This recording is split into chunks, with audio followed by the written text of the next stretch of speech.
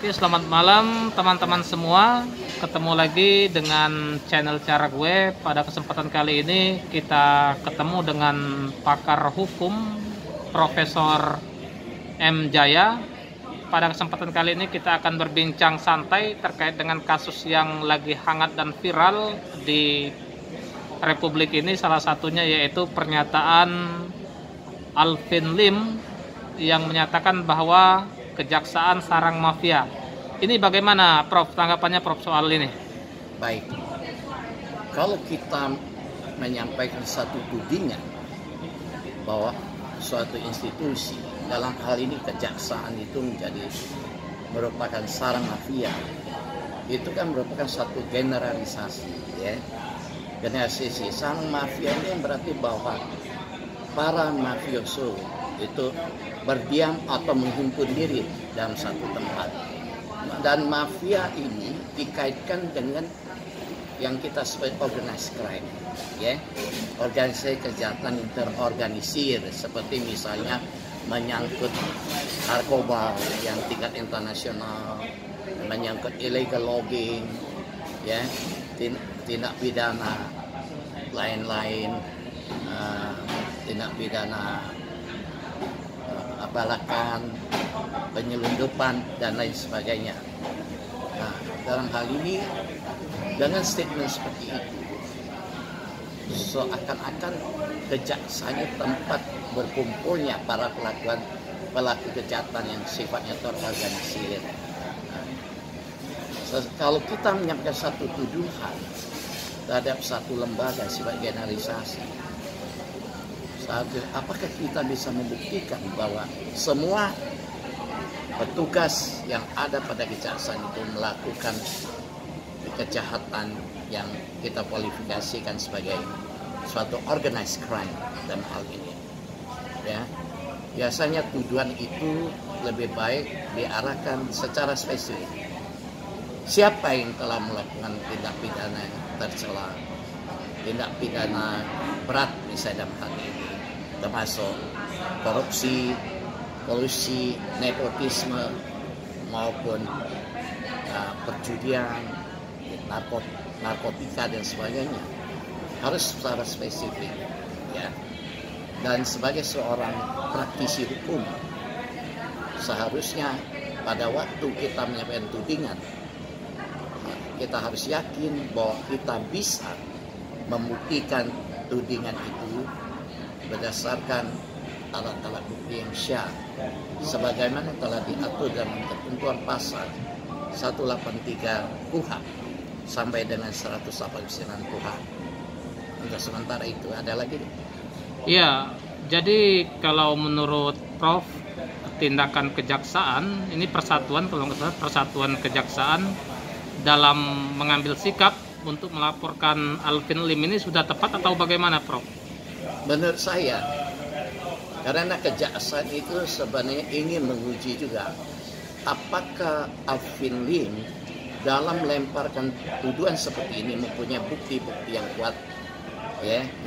Nah, ini juga sebagai satu test case bahwa apabila nanti berdasarkan penyelidikan dan kemudian ditingkatkan pada penyidikan, apakah Alvin Lim mempunyai bukti permulaan yang cukup. Menurut kami, ini apa yang dilakukan oleh pihak Persaja itu mempunyai legal standing yang benar, serta merupakan jalur yang sangat tepat untuk menguji apakah tudingan Alvin ini ada dasar atau tidak.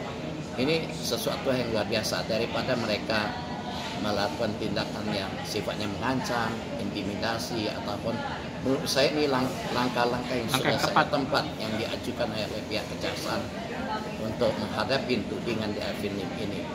Sekarang kita tinggal Alvin Lim, bagaimana dia merespons laporan polisi dari pihak kejaksaan. Iya, selain dari itu, kalau misalnya tindakan Persatuan Jaksa ini mengambil langkah sudah tepat, lalu kemudian ke depan bagaimana, Prof, pesan-pesannya untuk seluruh masyarakat Indonesia lah? Saya rasa tidak hanya untuk Alvin Lim begitu. Ya, selain Alvin Lim, masyarakat sebagai pengguna medsos maupun pembaca dan pendengar dari media sosial haruslah bersifat kritis. Apakah ucapan yang disampaikan oleh seseorang itu, baik itu YouTuber maupun pembicara lainnya, itu sudah punya dasar atau tidak, ataukah hanya sekedar untuk mencari popularitas dan supaya dianggap berani.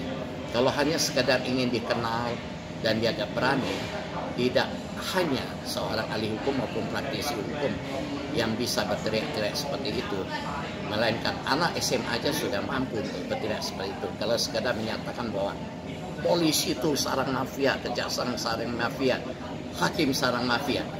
Karena kita tahu bahwa polisi itu kan anggotanya 438 ribuan, kemudian kejaksaan puluhan ribu, hakim puluhan ribu. Siapa di antara mereka itu melakukan tindak pidana?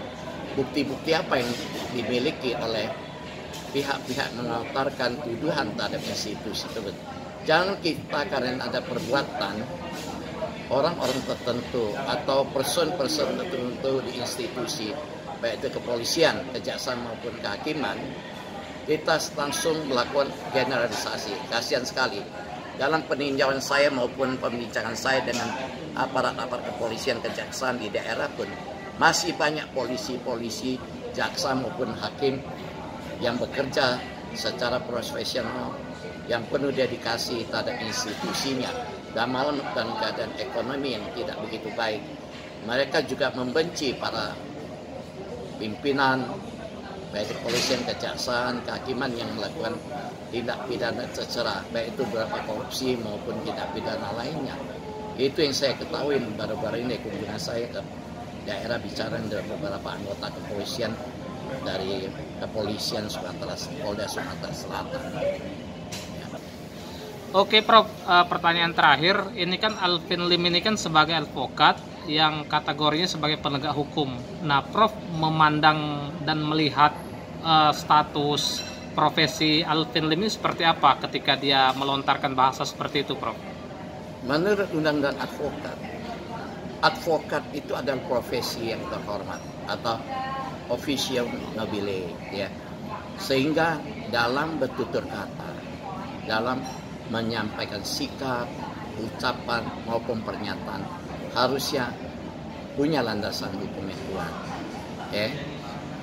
Dia itu dengan menyandang satu titel kehormatan yang besar, itu harus merefer juga kepada profesionalisme dia dalam bertindak, dalam berbicara, serta dalam menangani setiap perkara. Apalagi apabila seorang advokat sampai hanya melemparkan suatu isu, melemparkan suatu tuduhan tanpa fakta, data, bukti yang kuat, dia akan menciderai profesinya sebagai officium nobile.